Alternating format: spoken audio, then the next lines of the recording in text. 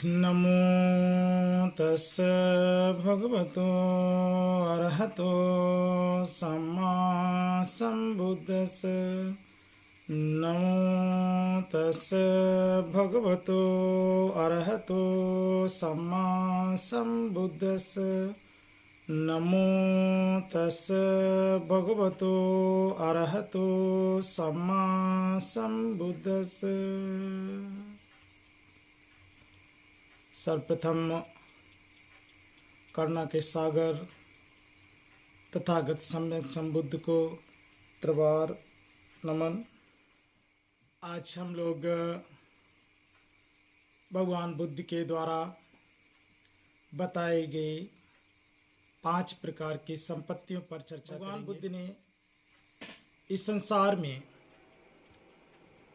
5 प्रकार की संपत्तियों के बारे में बताया है।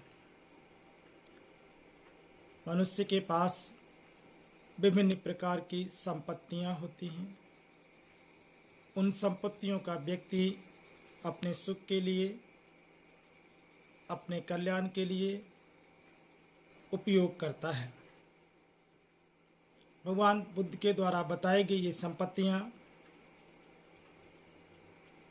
निर्वाण सुख की तरफ लेके जाती हैं, सद्गति की तरफ लेके जाती हैं और उत्तम श्रेष्ठ है।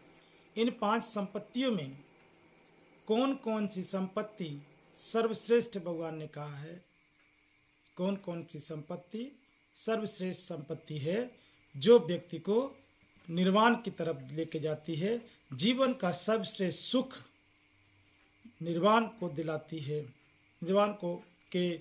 निर्वाण तक लेके जाती है। तो ये जो 5 संपत्ति हैं, भगवान कहते हैं पहली संपत्ति है परिवार संपत्ति। यह जो हमारे पास हमारे नाते रिश्तेदार, भाई बहन, माता पिता इत्यादि जो हमारे याति बंधु हैं, ये सब परिवार संपत्ति में आता है। और ये हमारे याति बंधु यदि हमारे विचार अनुसार हैं, यदि हम सद्मार्ग पर हैं, तो हमारे याति बंधुओं के विचार भी सद्मार्गी हैं, तो इस संपत्ति का लाभ हमें प्राप्त होता है और यह सुखद संपत्ति हमारे पास है, ऐसा हम मान सकते हैं। तो ये प्रथम संपत्ति जो होती है वो परिवार संपत्ति होती है। दूसरे प्रकार की संपत्ति भगवान कहते हैं ये भोग संपत्ति है, वो दूसरी संपत्ति है। यह जो हमारे पास धन संपत्ति है, हमारे पास रहने को अच्छे घर हैं, गाड़ी है, पैसा है और करने को बहुत अच्छा भोजन है, भोजन में कोई तकलीफ नहीं है। जितनी भी प्रकार की भौतिक संपत्ति है हमारे पास है, जिनका उपभोग हम करते हैं, ये सारे भोग संपत्ति में आता है।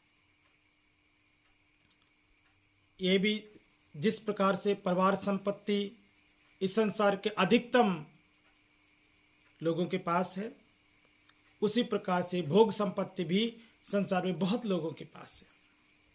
कम ज़्यादा का होना अलग बात है, पर यह संपत्ति अधिकतम लोगों के पास है। तीसरे प्रकार की संपत्ति है निरोग संपत्ति, अर्थात इस काया का निरोगी होना, ये निरोग संपत्ति कहलाता है।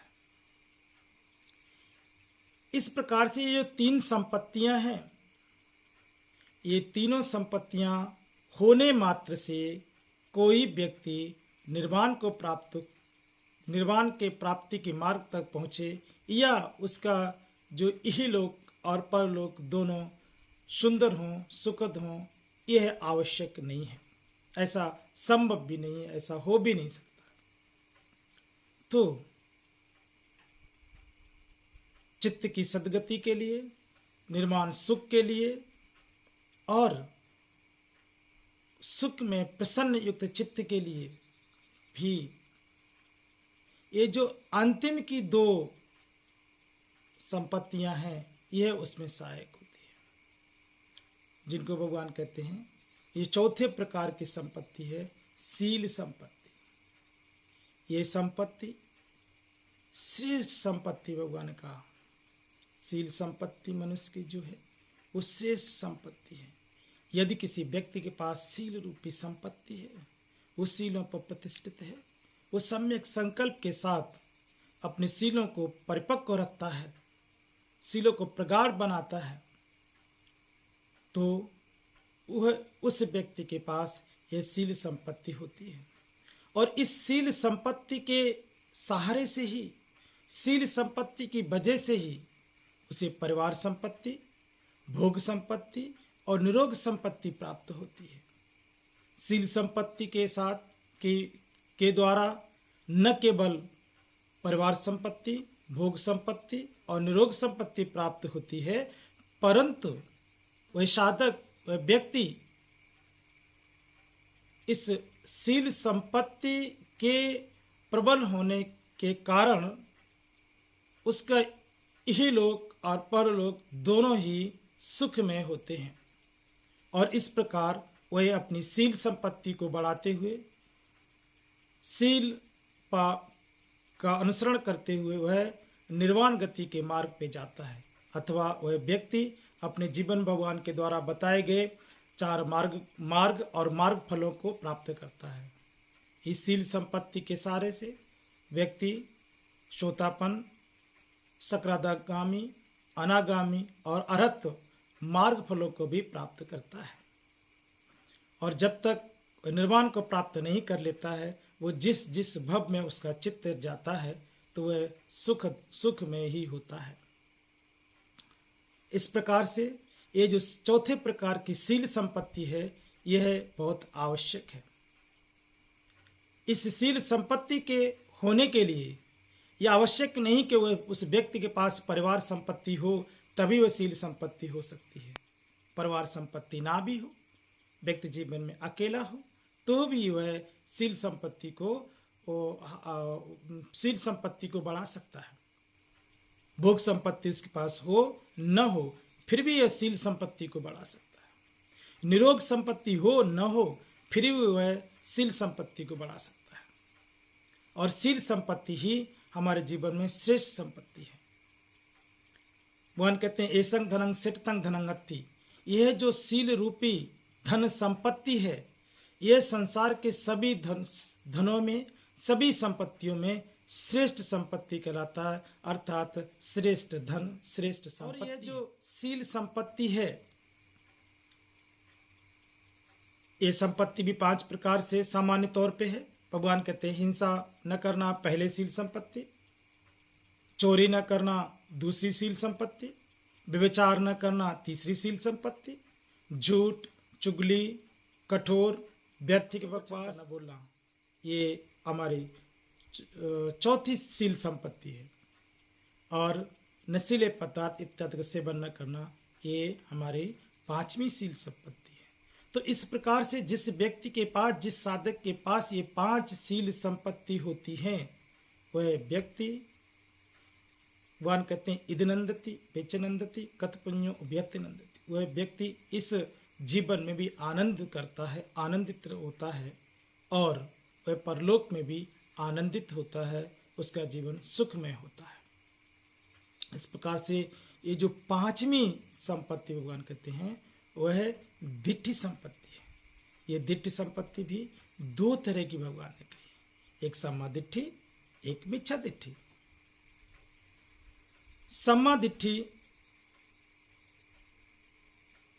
का होना इस जीवन में सुखकर है, और मिच्छा दिट्ठी हमें अक्सर मार्ग की तरफ लेके जाती है। मिच्छा दृष्टि हमारे जो धर्म का मार्ग है उससे व्यवधान करती है। बुद्ध संसार में हुए भी हैं कि नहीं हुए हैं, पता नहीं, हुए भी होंगे कि नहीं हुए होंगे। इस तरह से इस सत्य मार्ग में संदेह उत्पन्न करना, ये मिच्छा दृष्टि कहलाती है। और सत्य मार्ग को सत्यता के साथ स्वीकार करना, वो सम्मा दिट्ठी में आता है। तो इस तरह से हमारी जो दिट्ठी संपत्ति है, यह सम्मा दिट्ठी का होना, ये पांचवें प्रकार की संपत्ति है। और इस निर्वाण सुख की तरफ ले जाने में ये दो प्रकार की जो संपत्तियां हैं, जो चौथी और पांचवी, शील संपत्ति और दिट्ठ संपत्ति, ये दोनों प्रकार की संपत्तियां हमें निर्वाण सुख की तरफ लेके जाती हैं। वह इस जीवन में भी आनंद देती हैं और परलोक में भी आनंद देती हैं। जब तक ये चित्त निर्वाण गति को प्राप्त नहीं कर लेता है, जब तक भव चक्र से मुक्त नहीं हो जाते हैं, तब तक ये दोनों संपत्ति हमारे सुखमय जीवन के लिए में सहायक होती हैं।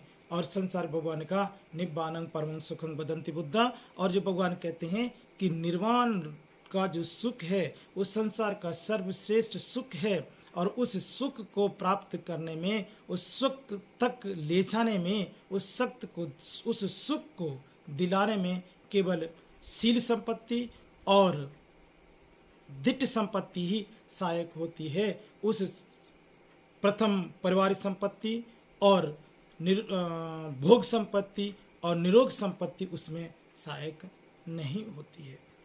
निरोग परिवार संपत्ति के होने मात्र से भी कोई व्यक्ति किसी व्यक्ति का कल्याण नहीं हो सकता है, वह निर्वाण गति को प्राप्त नहीं कर सकता है। भोग संपत्ति होने से भी वह निर्वाण गति को प्राप्त नहीं कर सकता है। इसी प्रकार से निरोग संपत्ति के होने से भी वह निर्वाण सुख को प्राप्त नहीं कर सकता है। इस प्रकार से सही और श्रेष्ठ संपत्ति जीवन की जो है वो शील संपत्ति और दिट्ठ संपत्ति है। इसलिए संसार के प्राणियों को चाहिए, हम सबको चाहिए कि संसार की सबसे श्रेष्ठ संपत्ति शील संपत्ति को अधिक से अधिक संचय करने का प्रयास करें और दिट्ठ संपत्ति को भी संचय करने का प्रयास करें। इन दोनों संपत्तियों को एकत्रित करें, इकट्ठा करें और बढ़ाएं और अधिक बढ़ाते हुए निर्वाण सुख की तरफ अग्रसर हों और इस जीवन को भी सुखमय बनाएं। और जब तक निर्वाण गति को प्राप्त नहीं कर लेता यह चित्त, तब तक जिस भव में भी हम जाते, मेरा ये चित्त जाता है, उस जीवन को भी सुख में बनाएं। तो इस प्रकार से ये दोनों संपत्ति यही लोक और परलोक दोनों में सहायक होता है। तो इस तरह से भगवान बुद्ध के द्वारा बताए गए इस शील और दिट्ठ संपत्ति रूपी दो संपत्तियों को, जो कि संसार के सबसे श्रेष्ठ हैं, इन संपत्तियों को हम बढ़ाते रहें और अपने जीवन को सुखमय बनाएं।